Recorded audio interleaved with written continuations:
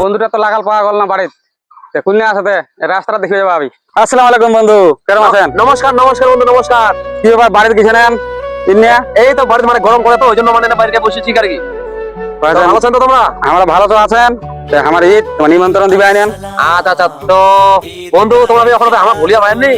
তোর দেশটাতে যে চলে মানে হিন্দু মুসলমানে মানে গন্ডগোল ঝগড়া তো গরম কাটা কথা বন্ধু হইলে তোরা আমার হিন্দু হয়েছেন কি হয়েছে আমার মুসলমান হয়েছেন তা বলে কি তোমার আমরা ভুলে যাবো? না না বন্ধু তোরা ঠিকই কইছেন, কথা ঠিকই কইছেন। তাহলে তোমার রক্তটা নীলা হওয়া পাইতে, আমার রক্তটা লাল হওয়া পাইতে কেন? আমার রক্তটা দুজন করে লাল। না না না বন্ধু তোরা ঠিকই কইছেন, হ্যাঁ তোমার কথা কিন্তু খারাপ না।